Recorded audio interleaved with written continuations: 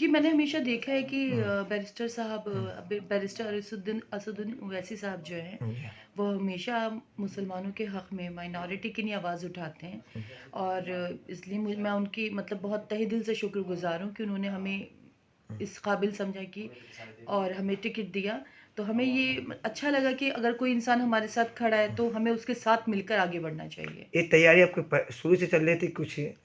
नहीं, ऐसा कोई बहुत प्री प्लान्ड वे में नहीं था, लेकिन कहीं न कहीं मुझे बहुत तकलीफ़ होती थी जब मैंने लोगों का ये अनजान रवैया देखती थी कि लोग जो हैं, वो शिफ़ा को एक तरह से मतलब ऐसा क्यों हो चुका है आज के टाइम पे कि हमें झंझोड़ना पड़ता है। हम एक सैक्रिफ़ाइस भी कर रहे हैं, फिर लोग हमें भूल भी गए हैं, क्यों भूल गए हैं? यार एक बात बताएँ, आज मेरा शौहर जेल में है, किस वजह से? हक़ की लड़ाई जी, लड़ते-लड़ते कौम के लिए सीएनआरसी में। सीएनआरसी के लिए। कोई उसका अपना ये तो था नहीं कि उसने कोई कत्ल किया था जी, या कोई जुर्म किया था, कोई मनी चोरी लॉन्ड्रिंग की भी नहीं थी। थे कुछ। कुछ नहीं था, तो अगर आज वो जेल में है, तो कम से कम अगर हम कुछ नहीं कर सकते, हम उसे अपनी दुआओं में तो याद रख सकते जी, हैं। जी। हम उसके लिए बात तो कर सकते हैं, लेकिन लोग अस्सलाम वालेकुम, आदाब। मैं कौसर परवाना। बहुत खुशी की बात है कि मैं पहुंच चुका हूं जो एआईएमएम के कैंडिडेट उठे शिफा भाई। अब आई उसकी वाइफ से मैं बातचीत का सिलसिला शुरू करता हूं। पहले तो आपको बहुत बहुत मुबारक, आप कि शुक्रिया, बहुत-बहुत एमएलए शुक्रिया। में आए हैं। तो आपका एक सबसे पहला सवाल है कि आप जो इलेक्शन में आए हैं, लोग पूछते हैं क्यों इलेक्शन में आए, तो आपका सोच क्या है?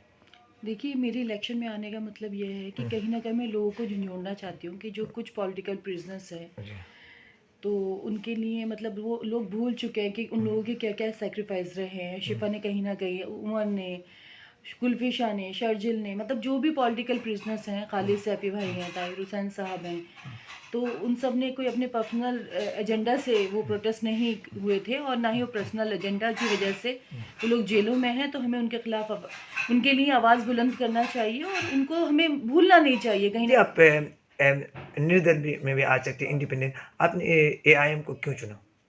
क्योंकि मैंने हमेशा देखा है कि हुँ, बैरिस्टर साहब हुँ, बैरिस्टर असदुद्दीन ओवैसी साहब जो हैं जी, वो हमेशा मुसलमानों के हक़ में माइनॉरिटी की नहीं आवाज़ उठाते हैं। और इसलिए मैं उनकी मतलब बहुत तहे दिल से शुक्रगुज़ार हूँ कि उन्होंने हमें इस काबिल समझा कि और हमें टिकट दिया। तो हमें ये अच्छा लगा कि अगर कोई इंसान हमारे साथ खड़ा है तो हमें उसके साथ मिलकर आगे बढ़ना चाहिए। ये तैयारी आपकी शुरू से चल रही थी कुछ? नहीं, ऐसा कोई बहुत प्री प्लान्ड वे में नहीं था, हुँ, लेकिन कहीं न कहीं हुँ, मुझे बहुत तकलीफ़ होती थी जब मैंने लोगों का हुँ, ये अनजान रवैया देखती थी कि हुँ, लोग जो हैं, वो शिफ़ा को एक तरह से मतलब ऐसा क्यों हो चुका है आज के टाइम पे कि जी, हमें झंझोड़ना पड़ता है। हम एक सैक्रिफ़ाइस भी कर रहे हुँ, हैं, फिर लोग हमें भूल भी गए हैं, जी, क्यों भूल गए हैं? यार एक बात बताएँ, आज मेरा शौहर जेल में है, किस वजह से? हक़ की लड़ाई जी, लड़ते-लड़ते कौम के लिए सीएनआरसी में। सीएनआरसी के लिए। हुँ, कोई उसका अपना ये तो था नहीं कि उसने कोई कत्ल किया था जी, या कोई जुर्म किया था, कोई मनी चोरी लॉन्ड्रिंग की भी नहीं थी। थे कुछ? कुछ नहीं था, तो अगर आज वो जेल में है, हुँ, तो कम से कम अगर हम कुछ नहीं कर सकते, हम उसे अपनी दुआओं में तो याद रख सकते जी, हैं। जी, हम उसके लिए बात तो कर सकते हैं, लेकिन जी।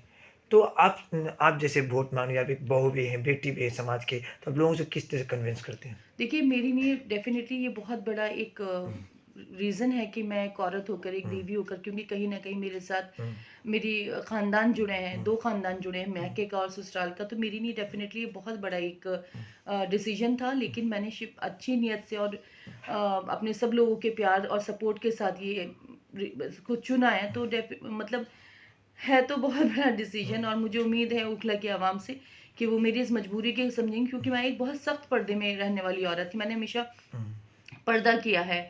जब भी मैं कभी बाहर रही हूँ सिवाय, तो मैंने हमेशा पर्दा किया। तो मुझे आज के टाइम पे आज मैं मर्दों से भी बात कर रही हूँ, बाहर निकल रही हूँ। बेशक मैं पर्दे में रहती हूँ, लेकिन मैं इतना इंटरेक्शन मेरा बाहर के लोगों से नहीं रहा कभी भी। और पिछले साढ़े 4 साल से तो मेरे शौहर अंदर हैं, तो मैंने अपना दायरा और महदूद कर लिया था।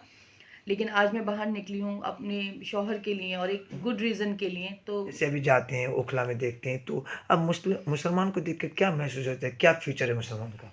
देखिए, मुसलमान को देख के मैं मुसलमान का फ्यूचर तो मुसलमान के खुद के हाथ में कि वो सोच समझ के डिसाइड करे।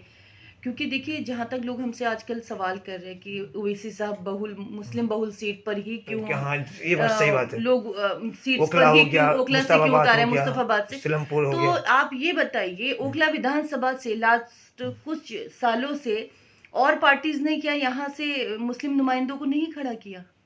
तो वो भी तो कहीं न कहीं, कांग्रेस हो या आम आदमी पार्टी है, तो हुँ, वो भी तो कहीं न कहीं हुँ, अपने मुस्लिम नुमाइंदों को ही चुनते हैं।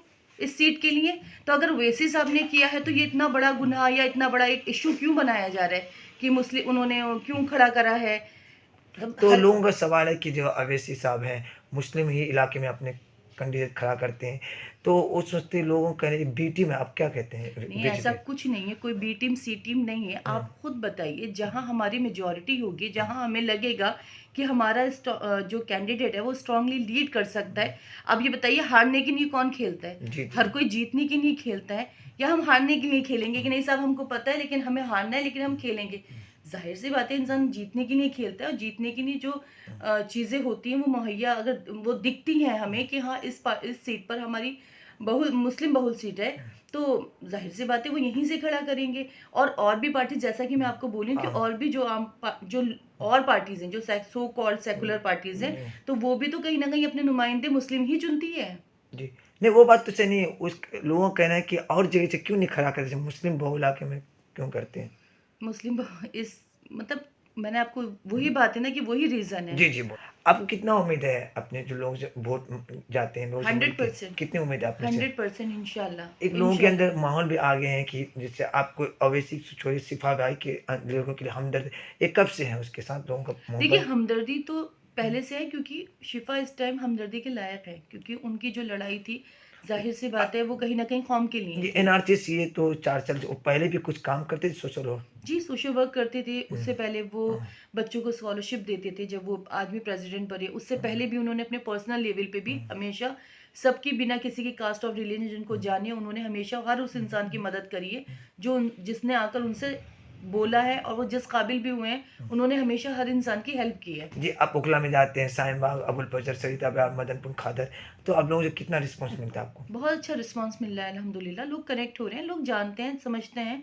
अदर कास्ट में जाते हैं तो कुछ रिस्पॉन्स मिलता नहीं, है? बहुत अच्छा है, किसी ने हमें कोई नेगेटिव रिप्लाई नहीं किया है। मैं तो इस बात की शुक्रगुज़ार हूँ जी। कि अगर कोई हमसे पॉजिटिव नहीं है तो हमसे नेगेटिव भी नहीं है। आपको कैसा लगा? बहुत अच्छा लग रहा है लोगों का प्यार देखकर।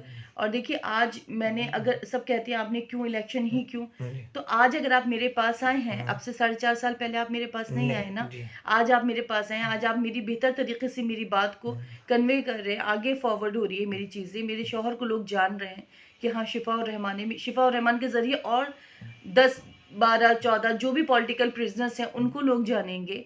जी। तो मुझे लगता है ये एक शिफा उर रहमान की बात नहीं है, ये हर एक इंसान की बात है जिसके साथ नाइंसाफी हुई जी, है। आपका मेन मुद्दा क्या रहेगा? हमारा मेन मुद्दा यही है कि देखिए, शिफा उर रहमान ने कौम के लिए सेक्रीफाइस किया है, तो ये वक्त आ चुका है कि कौम भी उनके लिए एक कदम स्टेप आगे बढ़कर उनका उनका साथ दे। क्योंकि देखिए, आज कुछ ऐसे प्रोटोकॉल्स हैं, कुछ ऐसे बाउंडेशंस हैं शिफा पर कि वो आज आकर यहाँ इस प्लेटफॉर्म पर आके अपनी लिए अपील भी नहीं कर सकते। तो मुझे लगता है इस मजबूरी को समझते हुए लोगों को आगे बढ़कर उनकी हेल्प करनी चाहिए और उनको वोट करना चाहिए।